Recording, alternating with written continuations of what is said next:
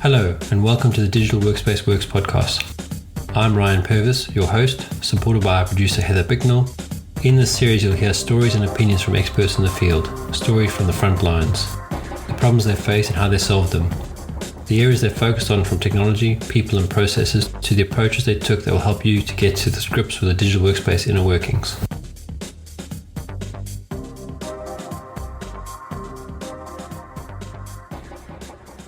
I am doing well. How are you doing? Yeah, good, thanks. Good. Been a very long time. I know. It's been quite a while. I don't even remember the last time. Could be over a month, probably. I think actually it was you were to go watch Dune. That was the last time we spoke. And we ended up watching Dune that same weekend. And then I was keen to catch up with you. And we haven't had a call since then. Well, I'd love to do that now. Anyway, whatever bits of it I can remember. Yeah. What were your thoughts? I thought it was amazing. Really, really well executed. I think there's a lot to pull off in the second half of the Dune book. And I don't know, you've probably seen like the David Lynch version or like kind of other attempts at interpreting it. So that was like the older Dune movie, Kyle MacLachlan of Twin Peaks fame. But yeah, I thought, trying to remember, visually really stunning. The stuff they did with the lighting on Getty Prime was really cool. Kind of like the black and white filming of the Harkonnens, and yeah, loved it. What do you think? Yeah, I thought it was brilliant. My wife and I watched it. So firstly, I rewatched the first one before I watched that one. As I watched it in the morning, we watched it at night. And I think that was an important thing to do. We watched it that Saturday night, and we took us about an hour to come down from the high of such a well done. And we went and watched it in IMAX. So we had the whole camera thing correct, which I think is important with the worms and stuff. I thought the interesting thing because I watched the morning and then I watched the evening, so I was kind of in the mood. The guy who played, what's his name now? What's the name of the main actor, the character? Paul? Yeah. Timothée Chalamet. Yeah. So when I watched it the first time ages ago, I thought he played it really badly. And then when I watched it in the morning, I was like, it's okay, I guess. He was okay. But then when I watched it that night and he pulled off, especially at the end, I thought, geez, no, this was actually the best guy they could have found because he really encapsulated every things from the books so well. So yeah, just generally, I thought it was brilliant. I think they, as much as they use a lot of CGI and all the rest of it, there wasn't a lot of CGI. I mean, you couldn't tell all the time. And it wasn't to the point that it took away from the story. So I think if you had to nail it, they nailed it. Yeah, I think there were like a couple sacrifices that were made in terms of there wasn't like a timeline skip. Aaliyah wasn't born for like the Emperor scene. Some of those things that I think I'm excited to see what they do with Dune Messiah, because it sounds like they're working on a third movie to cover that book. So looking forward to probably unpacking some of the stuff that is from the first book, but just it's too much information. I did ask some of my friends who hadn't read Dune, kind of their impressions, and I think that it is probably harder to follow some of it if you're not already familiar with the universe. But yeah, yes and no. I mean, my wife hasn't read any of the books. And I think she might have watched the first movie or bits of it, but she seemed to know what was going on. So I think they've managed to capture the essence. In fact, if you read the books, I found the books very difficult to read, just in the style of writing. And it's kind of like Lord of the Rings. It goes on, and it gets confusing. And if you don't read it every day, then the characters kind of you kind of lose track of who's who and all that stuff. And that's why I think the movies have actually hit the mark really well, because they've managed to capture a lot of things and get it clearer for the average consumer. And then when the cinema was full, we really struggled to get in. So I think they had a good, people probably watched it because it's Dune, but you could have waited a week or two and it would have been on Netflix, but people wanted to see it on IMAX. I think that was the other important thing they got right. I mean, those worm riding scenes were great. And we actually, when I booked the seats, because it was so full, I actually had like the second row from the front, which was the only bad thing about the whole movie. Like my neck got sore from looking up at the screen, but we were so close to the screen with the noise that actually it felt really real. Very immersive, I imagine. And you get the perspective of looking up at the huge room. Yeah, you get the whiplash from the worm. So yeah, that was good. I enjoyed it. I mean, I'm waiting. The second one's just being released now on Netflix to watch it again. I think I told someone afterward that I would say it's definitely top 10 sci-fi movies of all time. I would put it there. Yeah, but it's a strange one because I wouldn't have said that about the first one. I thought the first one was okay. And even when I watched it the second time, it was good, but it was still okay. But the second one really, I suppose you got to look at it not as two separate movies, but one movie continuously. It's just 5 hours long if you do it that way. I can see that, yeah. The other movie we just watched about movies, we were going to watch Civil War Friday night. What's that one about? I haven't heard of it. Oh, that's in America. It's all about America going to war with itself. Texas Oh, and Civil War, California. Civil War. Yeah. I heard Silver. No, yeah, Oh, no, it's yeah. no I want to Sullivan. watch, Yeah. yeah, Civil War. Have you not watched it yet? No, no, no, haven't. Okay. It's in So theaters, right? I will say this to you that I think cinematographically it'll win a lot of awards, but I mean, it shocked us to the core. Hmm. Like we walked out speechless, like we just didn't know what to say. So I don't want to say more than that. I think you should give it a watch. But yeah. Yeah, I guess Yeah. that one's pretty recent, so spoilers. But have you seen his other movies like Annihilation and I'm trying to think of some of the other ones? There's I think the one with like the bubble. It's Under like the Dome. yeah, I think I that think it was was a him, TV right? series. I don't think it was a movie. Or yeah, I don't. There was something like Natalie Portman. Anyway, I don't remember it enough to be interesting to talk about it. But like some other really big sci-fi. And this one's not sci-fi, at least to my knowledge, but really epic movies, I guess, from that director that I've enjoyed in the past. No, I don't normally look into that kind of stuff. So I mean, I knew nothing. So what happened was we were looking to watch a movie, and when Kirsten said, "What do you want to watch?" I said, "Oh, when it was on," and she went through the list. And I was like, "Well, I don't know these movies." And then I was like, "Oh, Civil War. That looked really good in the preview. Let's go watch that." Because I had this kind of, I don't know what I was thinking. I thought it was like a Kind of like a fictional, period piece. yeah, like Washington Down, or I don't know, something like that, where the hero and this and that, whatever. But it wasn't that.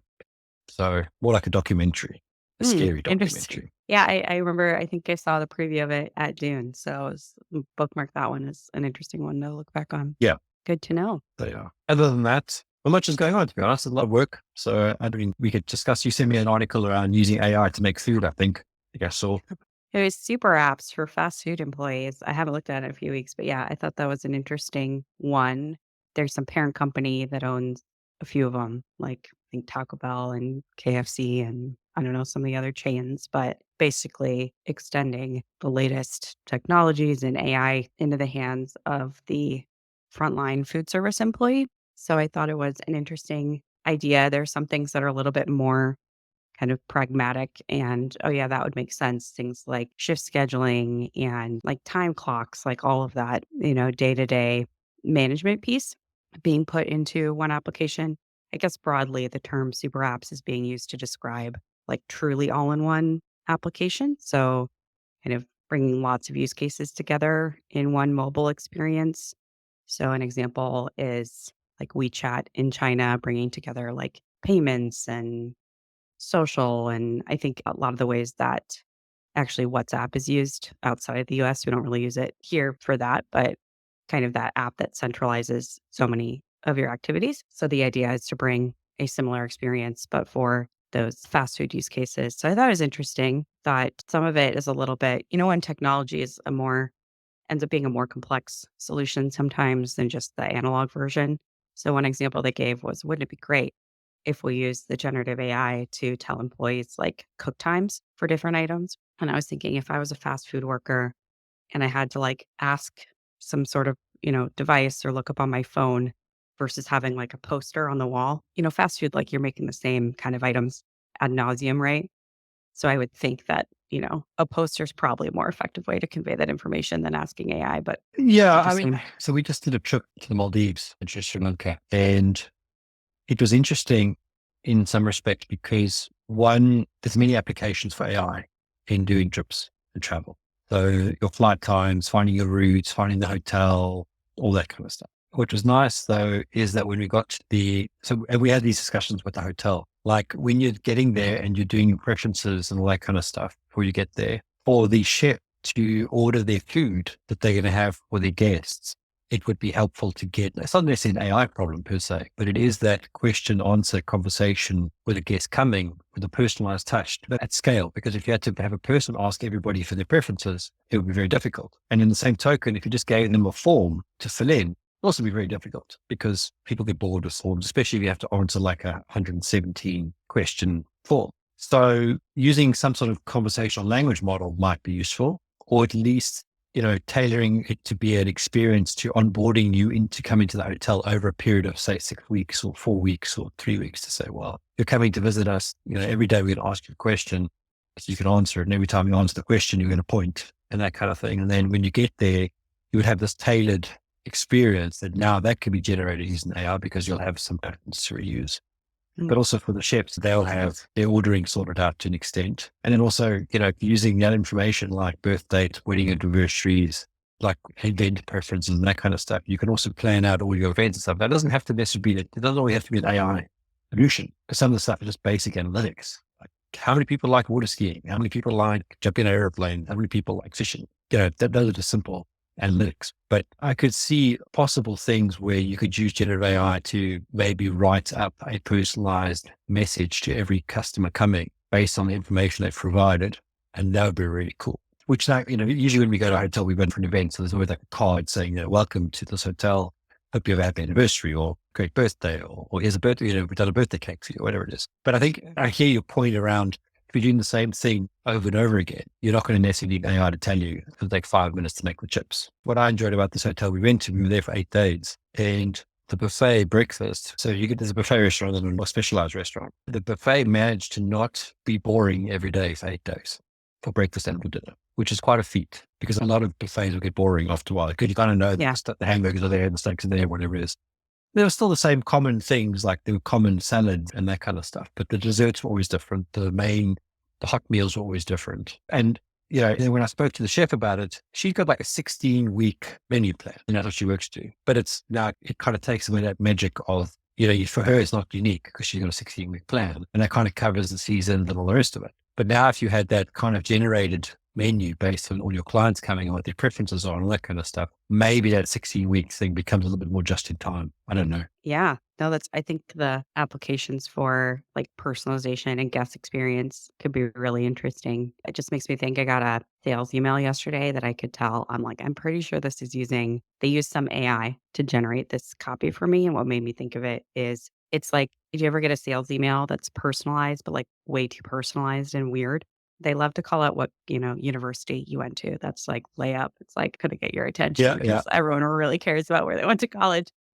And then they called out an event that's happening in my city and made some like, oh, like you go into this event, like heard it's really cool.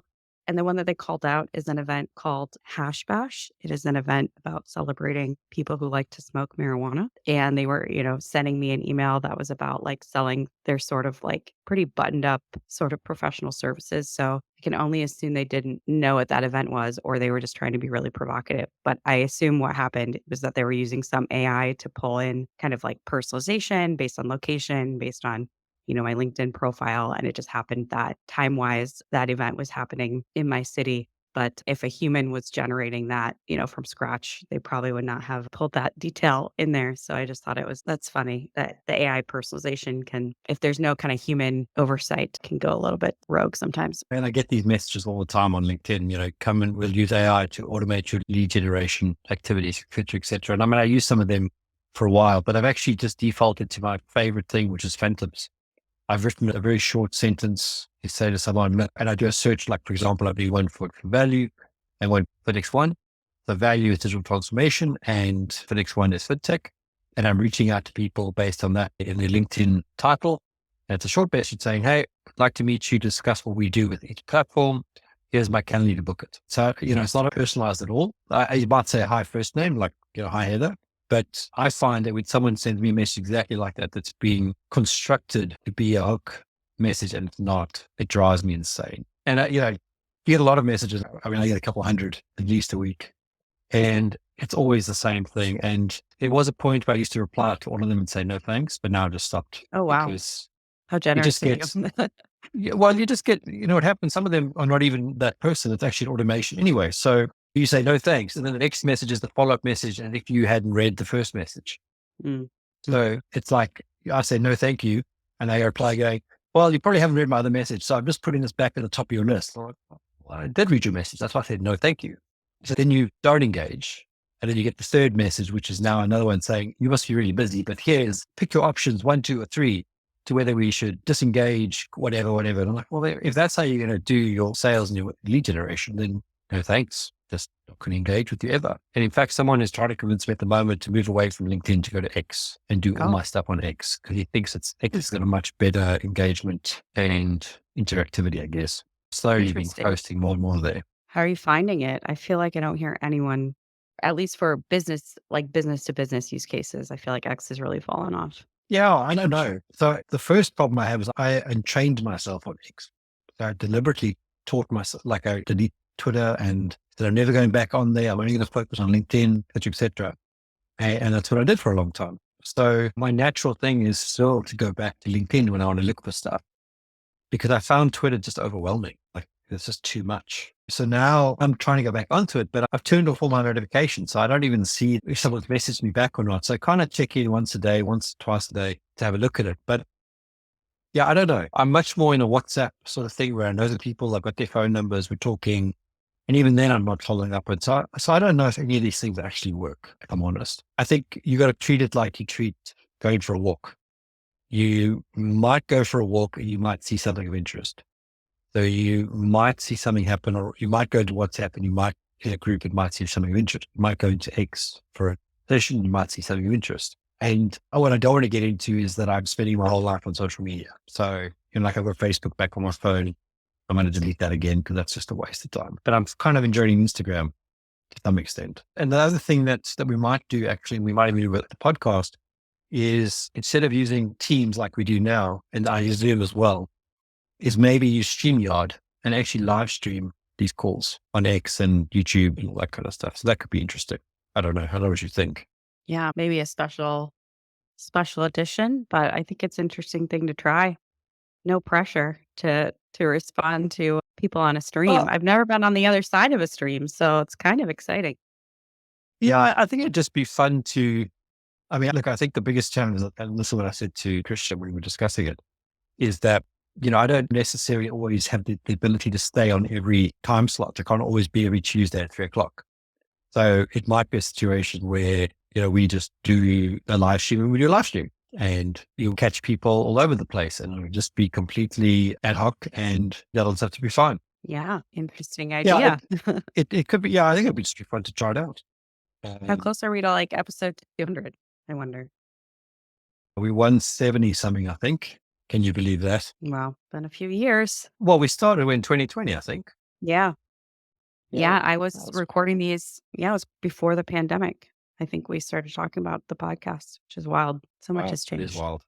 Yeah, So much has changed and so much has stayed the same.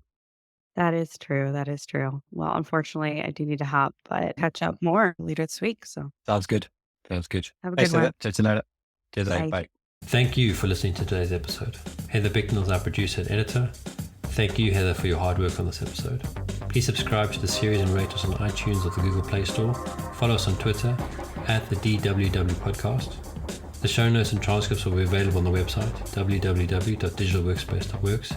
Please also visit our website www.digitalworkspace.works and subscribe to our newsletter. And lastly, if you found this episode useful, please share with your friends or colleagues.